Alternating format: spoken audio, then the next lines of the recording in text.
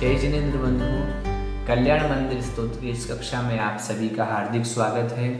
पिछले पद्य में हमने चमर प्रातिहार्य का वर्णन पढ़ा था। इस पद्य में आज की कक्षा में हम सिंहासन प्रातिहार्य के संदर्भ में जानेंगे। सर्वप्रथम उच्चारण के साथ प्रारंभ करते हैं। श्यामं गभीरगिरमुज्ज्वल हेमरत्न सिंहासनस्थमिह भव्यशिखण्डिनस्त्वाम् आलोकयन्तिरभसेन नदन्तमुच्चैश्चामी कराद्रिशिरसि वनवाम्बुवाहम्। इस प्रकार से इसका उच्चारण है। हम देखें जहाँ कठिन पद हैं उनका एक बार पुनः उच्चारण कर लेते हैं, उसके बाद फिर हम पदच्छेदन्वय और अर्थ भावार्थ को जानेंगे। सिंहासनस्थमिह, यहाँ पर ना बोलना है आपको अनुस्वार की जगह, तो सिंहासनस्थमिह। फिर देखें भव्य शिखण्डिनस्त्वाम्, भव्य शिखण्डिनस्त्वाम् मुच्चैश्चामीकराद्रि और शिरसीव। इस प्रकार से अगर उच्चारण करते हैं तो निश्चित ही यह हमारा उच्चारण एकदम शुद्ध हो जाएगा। आगे भी और हम अब आगे पदच्छेद के माध्यम से, जिससे कि हमें जानने में, अर्थ जानने में क्लिष्टता महसूस ना हो, इस हेतु से हम पदच्छेद के माध्यम से, संधि विच्छेद के माध्यम से पदों को तोड़ करके इनका अर्थ जानने का प्रयास करते हैं। देखें, श्यामं गभीरगिरिमुज्ज्वल हेमरत्न सिंहासनस्थम, यहाँ तक एक पद है। सिंहासनस्थम और इह बराबर बनेगा सिंहासनस्थम इह।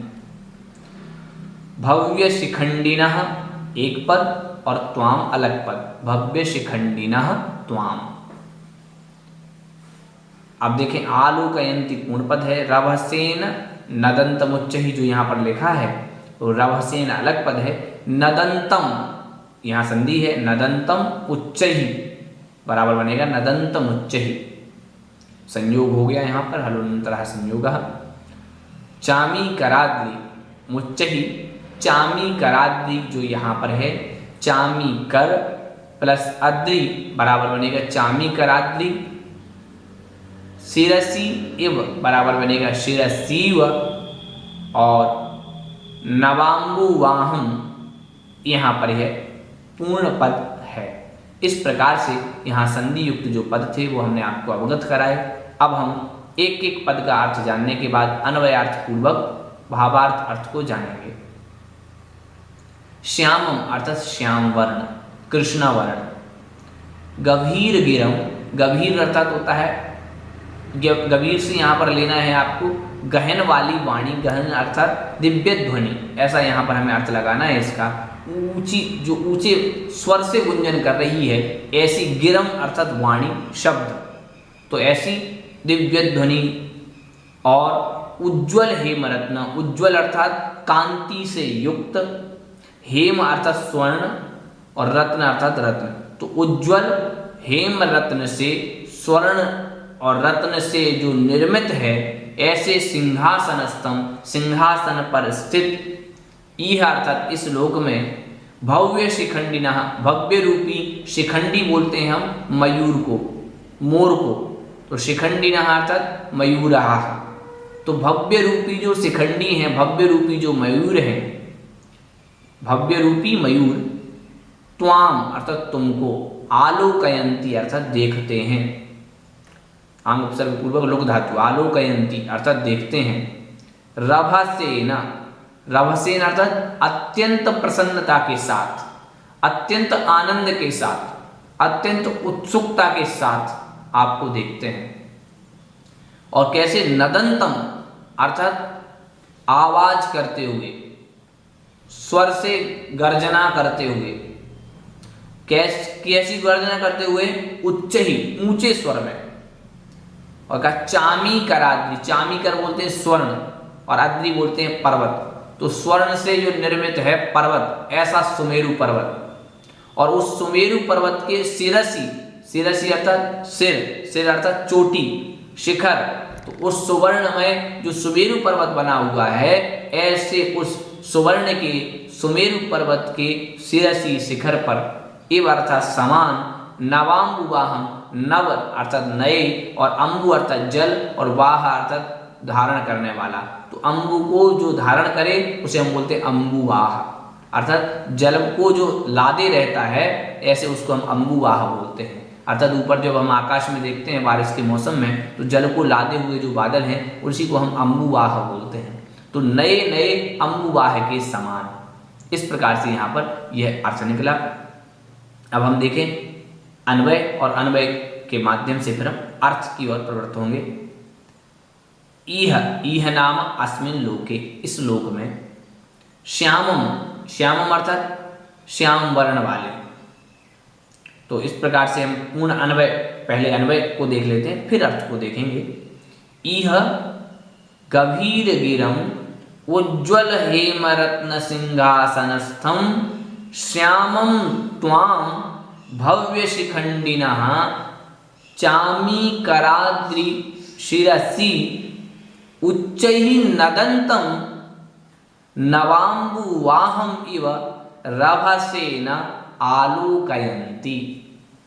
इस प्रकार से इसका अन्वय है। देखें हम, इह नाम इस लोक में, गंभीर गिरम अर्थात गंभीर वाणी से युक्त, ऐसी गंभीर दिव्य ध्वनि से युक्त, और उज्ज्वल हेम रत्न सिंहासनस्थम, उज्ज्वल है, हेम अर्थात स्वर्ण और रत्न अर्थात रत्न, तो उज्ज्वल हेम स्वर्ण और रत्नों से सहित जो है सिंहासन, ऐसे उस सिंहासन पर स्थित श्यामम, श्याम वर्ण वाले अर्थात कृष्ण वर्ण वाले, त्वाम तुमको, भव्य शिखंडिना, भव्य रूपी जो शिखंडी है, मोर हैं, ऐसे भव्य जीव रूपी जो मोर हैं, वो चामी कराद्रि शिरसि, चामी कर अर्थात स्वर्ण, और स्वर्ण का जो पर्वत है, ऐसे उस स्वर्णमय पर्वत के शिरसि शिखर पर अर्थात सुमेरु पर्वत के उस शिखर पर उच्च ही नदंतम, ऊंचे स्वर से, नदंतम अर्थात नाद करते हुए, अर्थात घोष करते हुए, आवाज करते हुए, ध्वनि करते हुए, नवाम्बुवाहमिव, नए नए अम्बुवाह अर्थात जैसे नया नया जल को लादे हुए अभी मेघ आया है, ऐसे उस मेघ की तरह रवसेन अत्यंत आनंद के साथ, अत्यंत प्रीति के साथ, आलोकयंती देखते हैं। पुनः देखें, इह इस लोक में, गंभीर गिरम अर्थात गंभीर वाणी से जो युक्त हैं, दिव्य ध्वनि प्रातिहार्य से जो युक्त हैं, और उज्ज्वल हेमरत्न सिंहासनस्थम, उज्ज्वल है और अर्थात कांति से युक्त है, और हेम अर्थात स्वर्ण और रत्नों से जो बना हुआ सिंहासन है, ऐसे उस सिंहासन पर आप स्थित हैं।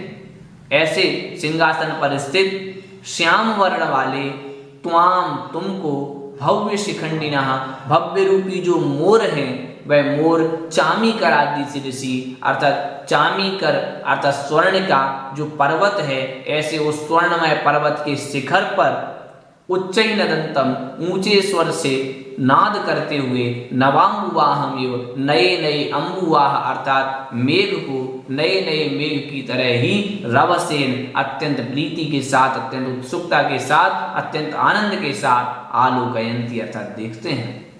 मतलब यह हुआ, हे भगवान, इस संसार में आपका जब समोसरण लगता है तो यह विभूतियां प्रकट होती हैं, अष्ट प्रातिहार प्रकट होते हैं, और उस अष्ट प्रातिहारों में दिव्य ध्वनि भी एक प्रातिहार है। तो आप दिव्य ध्वनि से सहित हैं, आप गंभीर वाणी से सहित हैं, और उज्ज्वल हेम रत्नों से अर्थात रत्नों आदि से खचित आपका सिंहासन है, और उस सिंहासन पर आप स्थित हैं, और वह सिंहासन पर आप स्थित हैं, आपका कृष्ण वर्ण अर्थात आप कृष्ण वर्ण के थे, तो उस सिंहासन पर सिंहासन बना हुआ है स्वर्ण आदि का, और उसमें स्थित हो गए हैं आप कृष्ण वर्ण के।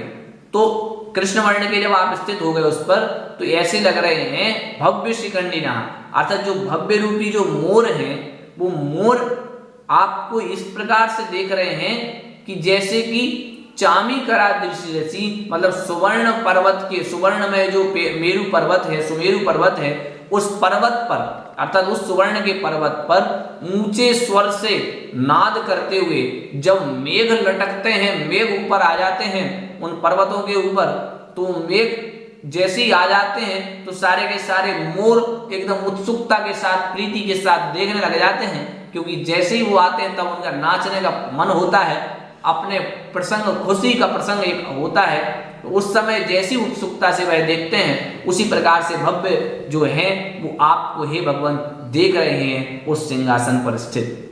अर्थात भावार्थ में यही लेना है कि हे भगवान आपका श्याम वर्ण है, और वही श्याम वर्ण जब सोने से रचित जो सिंहासन है, उस सिंहासन पर आप जब बैठ गए तो आपके बैठने पर ऐसा प्रतीत हो रहा है जैसे कि सुमेरु पर्वत पर जब नए नए बादल आ जाते हैं, बादल जल से भरे हुए बादल जब सुमेरु पर्वत की चोटी पर घूमते हैं, तैरते हैं, तो उस समय क्या होता है, जो मयूर हैं वो मयूर मानो ये मयूर उत्सुकता के साथ देख रहे हैं कि अब यह जो बादल हैं, यह जो गरज रहे हैं, इस समय में अपना नृत्य दिखा सकता हूँ, इस समय में नृत्य रूप से अपनी खुशी व्यक्त कर सकता हूँ। तो उसी प्रकार यहाँ पर जो भव्य रूपी जो जीव हैं, भव्य मयूर रूपी अर्थात उन मयूरों के समान जो भव्य जीव हैं, वो भी आपको हे भगवान ऐसी उत्सुकता के साथ देख रहे हैं जैसे कि मयूर नए नए मेवों को उत्सुकता के साथ देखते हैं, उसी प्रकार आपको भी